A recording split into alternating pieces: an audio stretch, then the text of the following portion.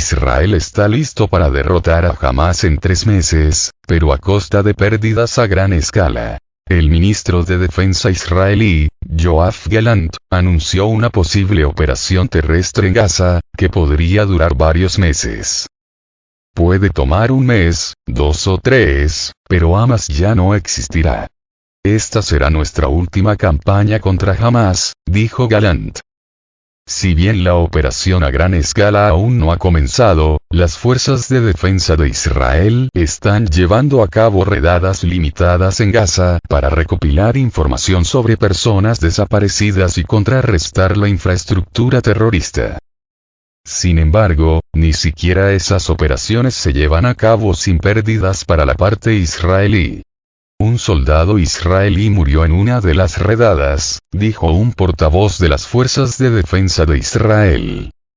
Además, otro soldado resultó herido moderadamente y 2 resultaron levemente heridos cuando se disparó un misil antitanque contra un tanque y un vehículo de ingeniería, agregó Daniel Hagari. La situación en la frontera con Gaza sigue deteriorándose. El ejército israelí se está preparando para una acción a mayor escala, que podría conducir a un conflicto militar a largo plazo en la región. Todo esto ocurre en el contexto de la determinación de los dirigentes israelíes de eliminar por completo la amenaza de Hamás.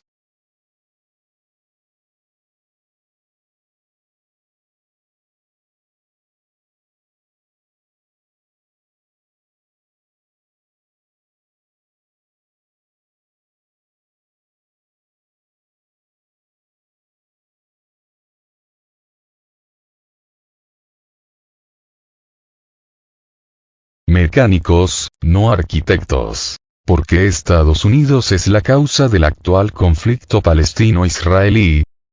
Al intentar resolver el conflicto de Oriente Próximo, Estados Unidos está haciendo lo que mejor sabe hacer: limpiar el desastre que él mismo provocó, considera el columnista de Foreign Policy, Stephen Walt. Agregó también que es la política estadounidense en esta región la que condujo a la sangrienta guerra actual entre Israel y Palestina. Desde 1991, Estados Unidos se convirtió en la potencia dominante en Oriente Medio y empezó a crear un orden regional que sirviera a los intereses norteamericanos, afirmó Walt. En este contexto, destacó 5 episodios clave que llevaron a la nueva escalada del conflicto palestino-israelí.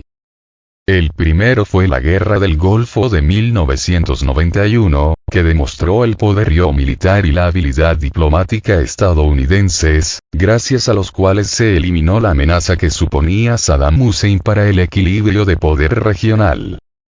La secuela de la guerra fue la Conferencia de Paz de Madrid convocada por Estados Unidos con participación de representantes de Israel, Siria, Líbano, Egipto, la Comunidad Económica Europea y una delegación jordano-palestina.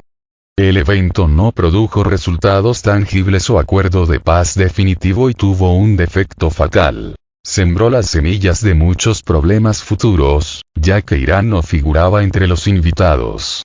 El país respondió organizando una reunión de fuerzas que no reconocen a Israel y empezó a alinearse con grupos palestinos que antes había ignorado, como Hamás y la Yihad Islámica. La reacción de Teherán a la Conferencia de Madrid fue principalmente estratégica y no ideológica. Pretendía demostrar a Estados Unidos y a otros que estaba en condiciones de frustrar sus esfuerzos por crear un nuevo orden regional si no se tenían en cuenta sus intereses, indicó Walt. Eso, prosiguió, es exactamente lo que ocurrió después. Los atentados suicidas y otros actos de violencia extremista interrumpieron el proceso de negociación de los acuerdos de Oslo, un conjunto de tratados de paz firmados por Israel y la Organización para la Liberación de Palestina en Washington en 1993, e Israel se negó a apoyar el acuerdo negociado. Con el tiempo, los lazos entre Hamás e Irán se fortalecieron, agregó el periodista.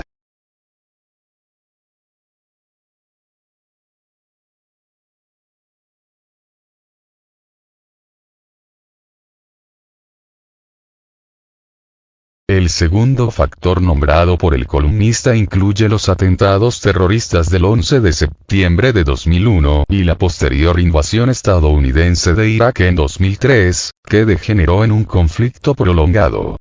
Todo esto llevó a una mejora significativa de la posición estratégica de Irán, según Walt. La percepción de la amenaza iraní empezó a alterar significativamente las relaciones regionales. Algunos estados árabes reconsideraron sus relaciones con Israel, subrayó. El tercer episodio clave se produjo cuando el expresidente de Estados Unidos, Donald Trump, tomó la decisión de abandonar el Plan de Acción Integral Conjunto, PAIC, y se embarcó en una política de máxima presión contra el Estado persa.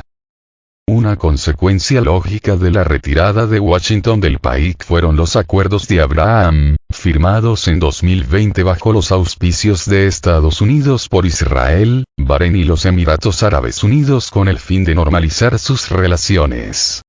Este ha sido el cuarto factor que llevó indirectamente a la nueva ola de violencia entre Israel y Palestina, en opinión de Walt.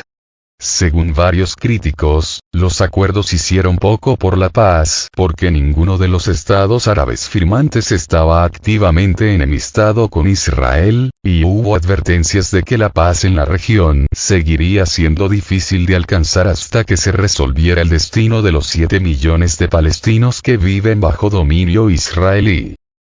La administración Biden, en palabras del columnista, tampoco tomó medidas significativas para disuadir al gobierno derechista de Israel de apoyar la violencia extremista de los colonos, que provocó un fuerte aumento de las muertes y desplazamientos de palestinos en los últimos 2 años.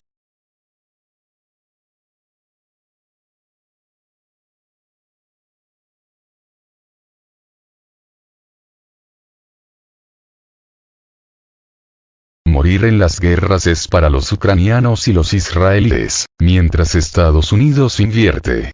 Por fin, el quinto factor destacado por Walt es la incapacidad crónica o la falta de voluntad de Estados Unidos para llevar a buen puerto el llamado proceso de paz.